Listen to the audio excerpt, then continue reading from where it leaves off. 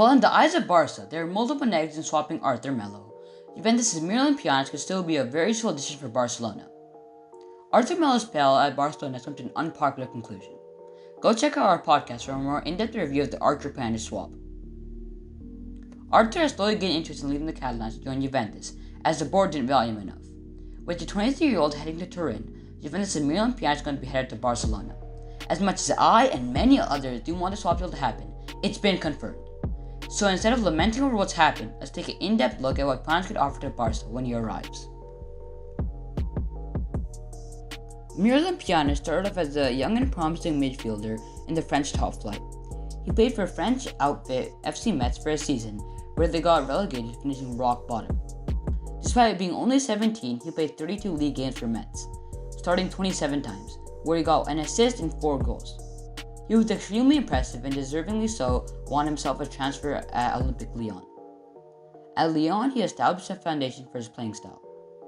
Taking set pieces, willing to shoot from long range, and the ability to feed pinpoint passes were some of the many qualities he began to harness. As he slowly began to earn a reputation across Europe, he would finally leave League One in the 2011-12 season to join AS Roma for a fee of $11 million. The Serie A seemed to be the perfect league for Pjanić. Despite being smart with the ball, he is relatively slow when compared to other central midfielders. The pace of the Italian game seemed to be easy for him to acclimatize to, as he didn't have to run too much. In Italy, the expectation on a midfielder is to pose the capabilities of unlocking defenses to an extraordinary range of passes. Fortunately for the Bosnian, he was an excellent passer. Roma was the ideal club for him.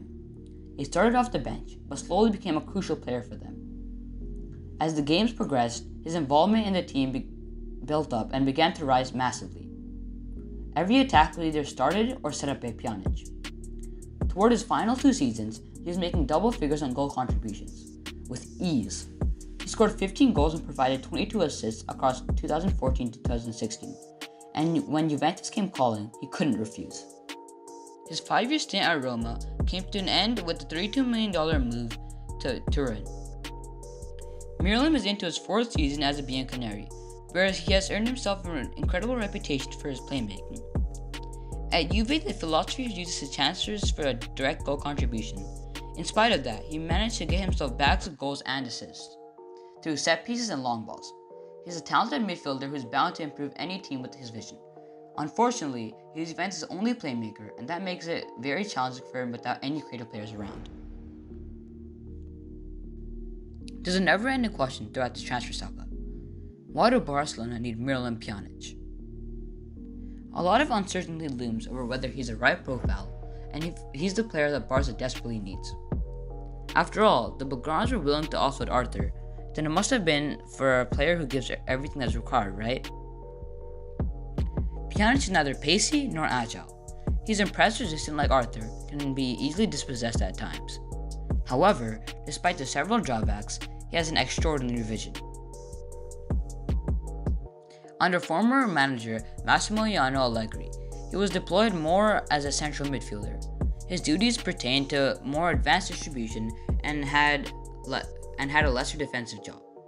Allegri's system focused more on building an overall defensive structure where a player with a wide range of passing needed for distribution. Under current coach Maurizio Sarri, he is being used as a regista, and this requires him to carry the ball and move progressively across the pitch.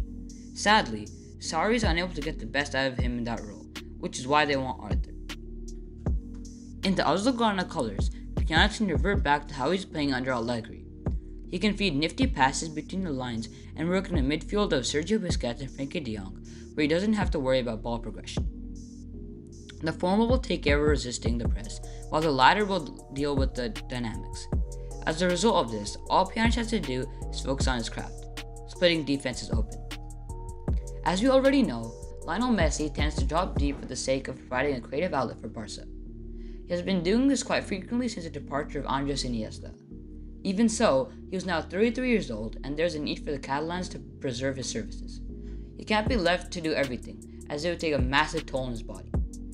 There is a need for the midfield to ease his workload by being able to feed the passes that bypass the backline.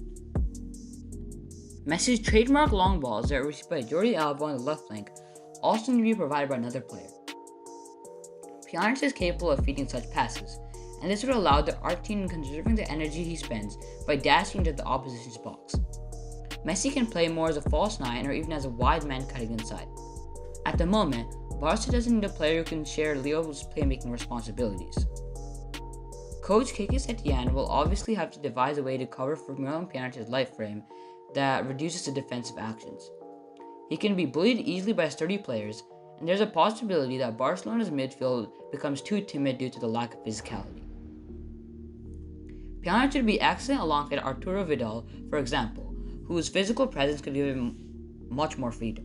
The future of the Chilean is, however, uncertain, though, and Miralem Pjanić could form an excellent possession-oriented triangle alongside Sergio Busquets and De Jong if everything works well.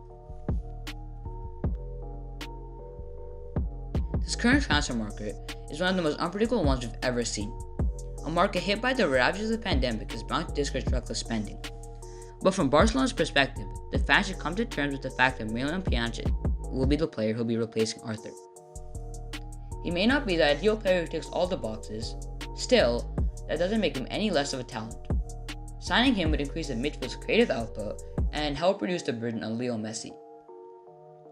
The Bosnian may have a few flaws to his playing style, and his age, 30, is also a factor that may discourage many. He might actually be the player who could flourish under a system of more freedom. Quique Setién will impose restrictions on him like Sarri and Allegri, and this will let him unleash his creative prowess to a whole other level. His service on the ball is something that goes under the radar, and furthermore, he's a player who possesses a tough mind frame. He is very vocal and can be someone who can provide an imposing control in the dressing room. He'd be able to dictate the play by continuously speaking to the players on the pitch.